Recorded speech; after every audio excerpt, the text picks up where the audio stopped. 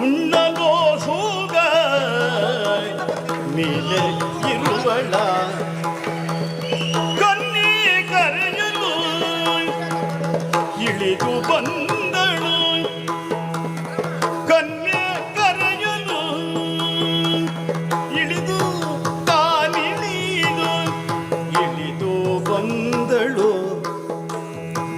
ಕನ್ಯೆಯ ಮಗ ಸುದೇವ ನೋಡಿದ ಕನ್ಯೆಯ ಮಗ ಸುದೇವ ನೋಡಿದ ತನ್ನ ರಾಯನ ಕುವರಿ ಎಂಬುದ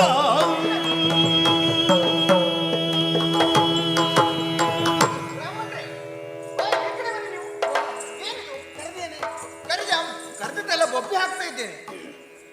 ಎಷ್ಟೊತ್ತಾಯ್ತು? ಏನು ನಿಮ್ಮದು ಹೇಸಿಗೆ? ಎಂತ ಮಾಡಿದ್ದೆ ಹೇಸಿಗೆ? ಎಂತ ಮಾಡುವುದಲ್ಲ, ನಿಮ್ಮ ನಡತೆ ಹಾಗಾಯ್ತು. ಎಂತಾಯ್ತು? ಈಗ ಹೆಣ್ಣು ಮಕ್ಕಳೆಲ್ಲ ಊಟಕ್ಕೆ ಹೋಗುತ್ತಾ ಇದ್ದಾರೆ, ಅವರ ಹಿಂದೆ ನೀವು ಹೋಗ್ತಾ ಇದ್ದೀರಿ. ಯಾರಾದ್ರೂ ನೋಡಿದ್ರೆ ಏನಾಡುವುದಿಲ್ಲ? ಓ ಅಂದ್ರೆ ಅದು ಹೆಣ್ಣು ಹುಚ್ಚುವನಿಗೆ ಆಗಾಗ ಆ ಹೆಣ್ಣನ್ನ ಇರದೆ ಕೇಳಿದ ಯಾರಿಗೇನು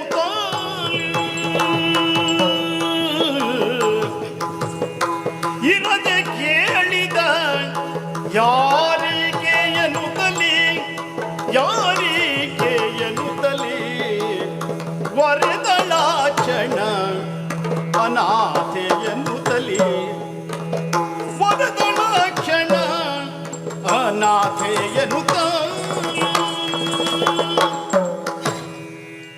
ನಿನಗೆ ಆ ರೀತಿಯಾಗಿ ಸಂಶಯ ಬಂದ್ರೆ ವಿಶೇಷ ಅಲ್ಲ ಅದು. ಈಗ ನನಗಲ್ಲ, ಯಾರು ನೋಡಿದ್ರು ಹಾಗೆ ಭಾವಿಸ್ತಾರೆ. ಹಾಗೆ ಹೆಣ್ಮಕ್ಳ ಹಿಂದೆ ಹೋಗಬಾರ್ದು. ಆದ್ರೆ ನೋಡಿ, ಎಷ್ಟು ಸಂಖ್ಯೆಯಲ್ಲಿ ಹೆಣ್ಣು ಮಕ್ಕಳು ಹೋಗಲಿಲ್ಲ. ಹೌದು, ತುಂಬಾ ಜನ ಹೋಗಿದ್ದಾರೆ. ನಾನು ಎಲ್ಲವರ ಹಿಂದೆ ಹೋದ್ನ? ಎಲ್ಲವರ ಹಿಂದೆ ಹೋಗ್ಲಿಲ್ಲ. ಆ ಕರಿ ಸೀರೆ ಉಟ್ಟವಳ ಹಿಂದೆ ಮಾತ್ರ ಹೋದಯ್ಯ. ಆ ಕರಿ ಸೀರೆ ಉಟ್ಟವಳ ಹಿಂದೆ ಯಾಕೆ ಹೋಗಿದ್ದು? ಅಂದ್ರೆ ಕರಿ ಸೀರೆ ಅಂದ್ರೆ ಅಷ್ಟು ಇಷ್ಟ ನನಗೆ ಅಂತ ತಿಳ್ಕೊಳ್ಬೇಡ, ಅಥವಾ ಕರಿ ಸೀರೆ ಉಟ್ಟವರೆಲ್ಲ ಇಷ್ಟ ಅಂತ ತಿಳ್ಕೊಳ್ಬೇಡ.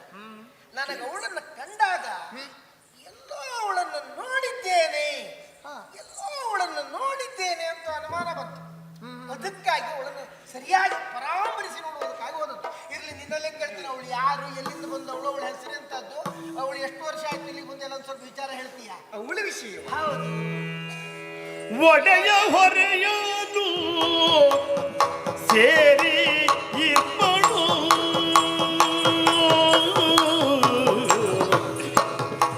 ಒಡಲು ಹೊರೆಯಲು ಸೇರಿ ಇರ್ಪಳು ಒಡಲು ಹೊರೆಯಲು ಸೇರಿ ಇರ್ಪಳು ಕೊಡುಪತಿವ್ರತೆ ಸಾಧು ಗುಣಯುತೆ ಕೊಡುಪತಿವ್ರತೆ ಸಾಧು ಗುಣಯುತೆ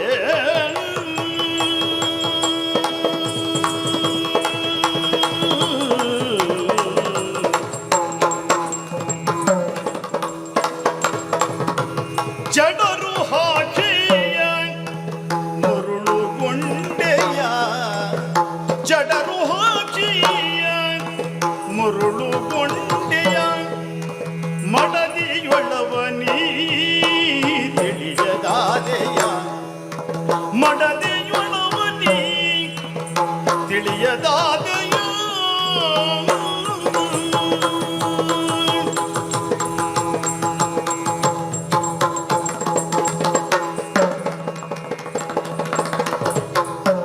ಜಡರು ಹಾಕಿಯ ಮುರುಳುಗೊಂಡೆಯ ಮಡದಿಯೊಳವನೀ ತಿಳಿಯದಾದೆ. ಬ್ರಾಹ್ಮಣರೇ, ಯಾರ್ಯಾರೋ ಪರಿಚಯವನ್ನ ಕೇಳ್ತೀರಿ ಅಂತ ಭಾವಿಸಿಕೊಂಡಿದ್ದು. ಕೆಲವರು ಇರ್ತಾರೆ, ದೊಡ್ಡ ದೊಡ್ಡ ವ್ಯಕ್ತಿಗಳನ್ನ ಕಂಡಾಗ ಇಂಥವ್ರು ಯಾರು, ಇವರು ಯಾರು ಹಾಗೆ ಕೇಳುವ ಪದ್ಧತಿ ಉಂಟು. ಯಾರೋ ಒಬ್ಬ ಸಾಮಾನ್ಯ ಆಕೆಯ ಹಿಂದೆ ಹೋಗಿ ಇವ ಯಾರು ಎಂದು ಕೇಳುವುದಕ್ಕೆ ಮುಂದಾಗಿ ಬಿಟ್ರಲ್ಲ ತಾವು. ನನಗೆ ಒಂದು ರೀತಿ ಅವಳನ್ನು ಕಂಡಾಗ ಪರಿಚಯ ಮಾಡಿಕೊಳ್ಬೇಕು ಅಂತ ಅನಿಸಿ ಹೋಯ್ತು. ಕೇಳುವುದಕ್ಕೆ ತುಂಬಾ ವಿಷಯಗಳಿದ್ರೆ ಒಬ್ಬರ ಕುರಿತು ವರ್ಣಿಸಬಹುದು.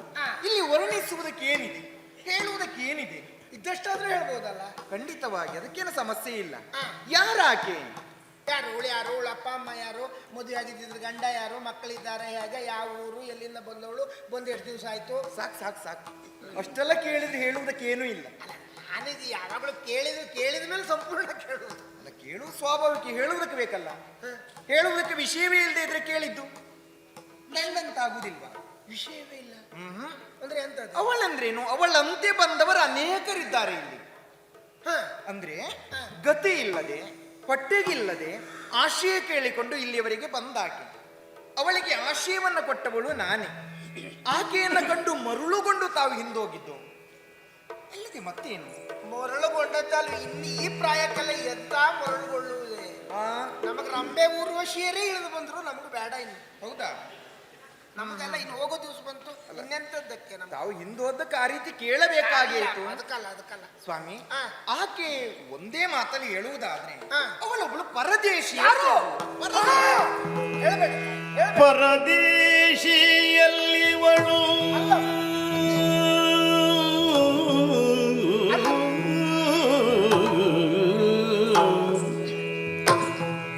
ಪರದೇಶಿ ಅಲ್ಲಿವಳು, ನಿನಗೆ ಅಕ್ಕನ ಮಗಳು.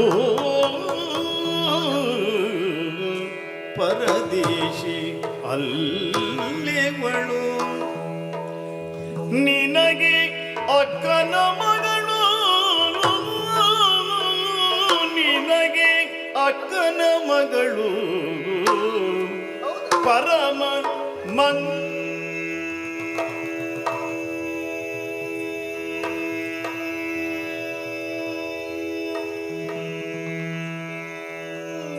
ಮಂಗಲೆಯಾದ ದಮಯಂತಿ,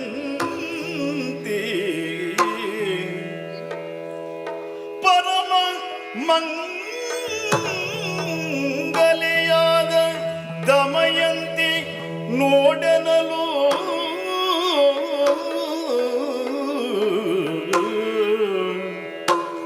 ಪರದೇಶಿ ಅಲ್ಲಿವಳು,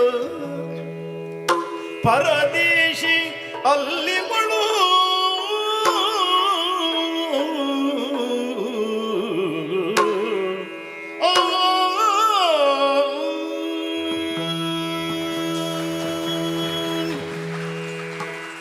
ಏನಾಯ್ತು ನಿಮಗೆ?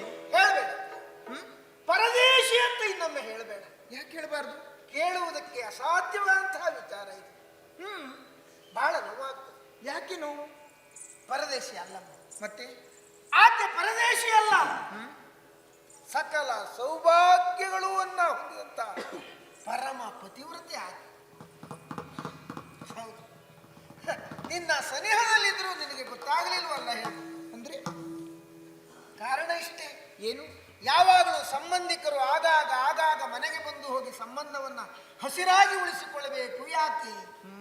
ಅದಲ್ಲದಿದ್ದರೆ ನಮ್ಮವರೇ ನಮ್ಮ ಸನಿಹದಲ್ಲಿದ್ರು ಅಪರೂಪಕ್ಕೆ ಕಂಡ್ರು ಗುರ್ತು ಸಿಕ್ಕುವುದಿಲ್ಲ. ಸತ್ಯ. ಯಾರು ಅಂತ ಭಾವಿಸಿ ಬಿಡ್ತೇವೆ. ಇವಳು ನಿನಗೆ ದೂರದವಳಲ್ಲ, ಮತ್ತೆ ನಿನಗೆ ಮಗಳ ಲೆಕ್ಕವೇ ಇವಳು. ಅಂದ್ರೆ ನಿನ್ನ ಮಗಳವಳು. ಮಗಳು ಎಂದಾಕ್ಷಣ ಈಗ ನನಗೆ ಮಗಳಿಲ್ವೋ? ನಿನ್ನ ಮಗಳಿದ್ದಾಳೆ. ಇವಳನ್ನ ಮಗಳು ಅಂತ ಹೇಳಲ್ಲ, ನಾನೆಲ್ಲವರನ್ನು ಅದೇ ದೃಷ್ಟಿಯಲ್ಲಿ ನೋಡುವವಳೆ. ಭಾವನೆಯಲ್ಲಿ ಅಂತಲ್ಲ, ಸಂಬಂಧದಲ್ಲೂ ಹೌದು. ನಿನ್ನ ಅಕ್ಕನನ್ನು ಕೊಟ್ಟದ್ದು ಎಲ್ಲಿಗೆ? ಕುಂಡಿನಾಪುರಕ್ಕಲ್ವೇನೆ? ನಿನ್ನ ಅಕ್ಕನ ಮಗಳು ಇವಳು, ದಮಯಂತಿ ಇವಳು. ಏನಾಡ್ತೀರಿ ಸ್ವಾಮಿ? ದಮಯಂತಿ ನೀವು ಹೇಳಿದ ತಕ್ಷಣ ಒಪ್ಪುವುದಕ್ಕೆ ಸಾಧ್ಯ ಉಂಟ? ನನ್ನ ಅಕ್ಕನ ಮಗಳು ದಮಯಂತಿ ಕುರಿತು ನನಗೂ ಗೊತ್ತಿಲ್ವಾ? ನೀವು ಹೇಳಿದ್ರೆ ನೀನು ನೋಡಿದ್ದೆ ಯಾವಾಗಲೇ ಮದುವೆ ಕಾಲ. ಅವತ್ತು ಮದುವೆಗೊಂದು ಬಂದಿದ್ದೆ ನೀನು. ಹೌದು ಬಿಡು, ಅವತ್ತು ಅಲಂಕಾರ ಮಾಡಿದ್ರು ಸರಿಯಾಗಿ ನೋಡ್ಲಿಕ್ಕೆ ಅಲ್ಲ ಆಗ್ಲಿಲ್ಲ ನೀನು. ನಾನೇ ಮುಂದೆ ನಿಂತು ಎಲ್ಲ ಮಾಡಿ ಈ ರೀತಿಯಾಗಿ ಇವತ್ತೆಲ್ಲ ಕೂದಲು ಬಿಚ್ಚು ಇಟ್ಕೊಂಡಿದ್ದಾಳೆ, ನಿನಗೆ ಗುರ್ತ ಸಿಕ್ಲಿಲ್ಲ. ಆದದ್ದು ಹಾಗೆ. ನಿನ್ನ ಅಕ್ಕನ ಮಗಳು ದಮಯಂತಿಯೇ ಹೌದು. ಪರಮ ಮಂಗಲೆಯಾದ ದಮಯಂತಿ ಎನ್ನುವುದರಲ್ಲಿ ಅನುಮಾನವೇ ಇಲ್ಲ. ನನ್ನ ಅಕ್ಕನ ಮಗಳ? ಹೌದು. ಹಾಗಾದ್ರೆ ನಾನು ಅದನ್ನ ಕೇಳಿದ್ರೆ ತಾನುಗಳು ಇದಕ್ಕೆ ಅನುಮಾನ ಅಲ್ಲ, ನಾನು ನಂಬಿದಂತಹ ಸತ್ಯ ದೇವತೆಯ ಆಣೆಯಾಗಿ ಹೇಳ್ತೇನೆ. ಬ್ರಾಹ್ಮಣರಿಂದ ನಾನು ನಂಬಿದಂತಹ ಪೌರೋಹಿತ್ಯದ ಮೇಲೆ ಆಣೆ ಇಟ್ಟು ಹೇಳ್ತೇನೆ, ಅವಳು ದಮಯಂತಿ. ಹೌದಲ್ಲ? ನಿನಗೆ ಅನುಮಾನ ಇದ್ರೆ ಒಂದು ಕೆಲಸ ಮಾಡೆ. ಏನು? ನೀನು ಇಲ್ಲಿವರೆಗೂ ಪರಿಚಯ ಹೇಳಿಲ್ಲ ಅಲ್ವಾ? ಇಲ್ಲ. ಈಗ ಕರೆದು ಕೇಳು, ಸತ್ಯ ಯಾವತ್ತೂ ಹೊರಗೆ ಬರ್ತದೆ. ಎರಲಿ ಇತ್ತೀಚೆಗೆ ಆಸೆ ಪಡೆದ ಆಕೆಗೆ ಇಷ್ಟ.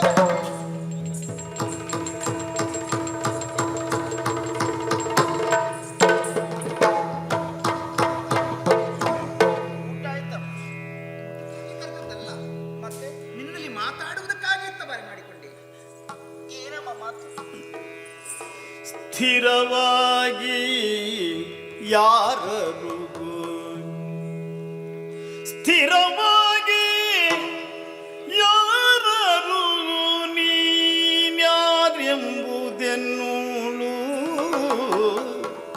ಸ್ಥಿರವಾಗಿ ಯಾರರಿಗೂ ನೀನ್ಯಾರೆಂಬುದೆನ್ನುಳು ಮರೆ ಮಾಡಿದರೆ ನಿನ್ನಯ ತಂದೆ ತಾಯಿಗಳ ಆಣೆ ಮರೆ ಮಾಡಿದರೆ ನಿನ್ನಯ ತಂದೆ ತಾಯಿಗಳ ಆಣೆ ಮೆರೆವ ದಮಯಂತಿಯಲ್ಲವೇ ನೀನು ನಿನ್ನಯ ತಂದೆ ತಾಯಿಗಳ ಆಣೆ ಮೆರೆವ ದಮಯಂತಿಯಲ್ಲವೇ ನೀನು ಮೆರೆವ ದಮಯಂತಿಯಲ್ಲವೇ ಪೇಳೆನನು ಶಿರಬಾಗಿ ಒಗುದೆಂದಳು ಆ ಆ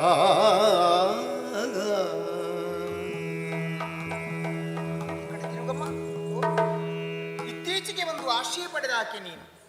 ಹೌದಮ್ಮ. ಅಂದು ನಾ ಪರಿಚಯ ಕೇಳಿದ್ರೆ ಯಾವುದನ್ನು ಸ್ಥಿರವಾಗಿ ಹೇಳುವುದಕ್ಕೆ ಮುಂದಾದವಳಲ್ಲ. ಇಂದು ಕೇಳುವುದಕ್ಕೆ ಮುಂದಾಗುತ್ತಾ ಇದ್ದೇನೆ. ಏನ್ ಸ್ಥಿರವಾಗಿ ಹೇಳು. ಆತ್ಮ ವಂಚನೆಯನ್ನ ಮಾಡಿಕೊಂಡು ಮಾತಾಡುವುದಕ್ಕೆ ಮುಂದಾಗಬೇಡ. ಯಾರು ನೀನು? ಯಾರು ನೀನು? ಅಮ್ಮ, ನಾನು ಆವತ್ತೇಳಿದ ಉತ್ತರವು ಒಂದೇ, ಇವತ್ತೇಳುವುದು ಅದೇ. ನಾನೊಬ್ಬಳು ಅನಾಥಳು ತಾಯಿ. ಇಲ್ಲ, ನನಗೆ- ಸಾಧ್ಯವಿಲ್ಲ. ಯಾರಿಲ್ಲಮ್ಮ ನನಗೆ. ಅನಾಥಳು, ಈ ಮಾತನ್ನು ನಾನು ಒಪ್ಪಬೇಕೆ? ಹೌದು. ಮೆರೆವ ದಮಯಂತಿ ನೀನಲ್ಲವೇನೆ? ಏನಮ್ಮ? ದಮಯಂತಿ? ಹೌದು. ಚಕ್ರವರ್ತಿಗಳ ಹೆಂಡತಿ ದಮಯಂತಿ ನಾನು? ಹ? ಇಲ್ಲಮ್ಮ. ಅಲ್ಲ, 16 ಮಂದಿಗೆ ಆಶ್ರಯ ಕೊಟ್ಟು ದಾತಾರಳು ಅಂತನಿಸಿಕೊಂಡಂತ ಮಹಾರಾಣಿ ದಮಯಂತಿ ಎಲ್ಲಿ? ಹೊತ್ತಿನ ಊಟಕ್ಕೆ ಬೇಕಾಗಿ ಮತ್ತೊಬ್ಬನ ಮನೆಯ ಊಳಿಗದ ಆಳಾಗಿದ್ದಂತ ನಾನೆಲ್ಲಿ ಅಮ್ಮ? ಒಂದಕ್ಕೊಂದು ಹೋಲಿಕೆ ಇಲ್ಲ ತಾಯಿ. ನಾ ದಮಯಂತಿ ಅಲ್ಲ. ಆಣೆ ಆಣೆ ಆಣೆ ಹಾಕಿ. ಹೀಗೆ ಮಾತಾಡಿದ್ರೆ ನೀನು ಹೇಳುವುದಿಲ್ಲ. ಸತ್ಯವಾಗಿ ಹೇಳು. ನೀನು ದಮಯಂತಿ ಹೌದು. ನಿನ್ನ ತಂದೆ ತಾಯಿಗಳ ಮೇಲೆ ಆಣೆಯಾಗಿ ಹೇಳು, ನೀನು ದಮಯಂತಿ ಅಲ್ಲ. ಅಲ್ಲ. ಸತ್ಯ ಹೇಳು. ನೀನು ಹೆತ್ತ ಮಕ್ಕಳ ಮೇಲೆ ಆಣೆಯಾಗಿ ಹೇಳು, ನೀನು ದಮಯಂತಿ ಹೌದು. ಅಲ್ಲ, ನಾನು ಅನಾಥಳು. ದಮಯಂತಿ ಅಲ್ಲ ಅಲ್ಲ ಅಲ್ಲ. ಅಲ್ಲವೇ? ನಿನ್ನನ್ನ ಬಾಯಿ ಬಿಡಿಸುವುದಕ್ಕೆ ನಾನು ಬಲ್ಲೆ. ನೀ ಹೇಳಿದ ಆಣೆ ಎಲ್ಲ ಈಗ ಚಲಾವಣೆಯಲ್ಲಿ ಇಲ್ವೇ? ಗಟ್ಟಿ ಆಣೆ ಕೇಳು. ಹೇಳು. ಈ ಮಾಂಗಲ್ಯದ ಮೇಲೆ ಆಣೆಯಾಗಿ ಹೇಳು, ನೀನು ನಳಚಕ್ರವರ್ತಿಯ ಮಡದಿ ದಮಯಂತಿ ಅಲ್ಲವೇನೆ? ಶಿರಬಾಗಿ ಒಹುದೆಂದಳು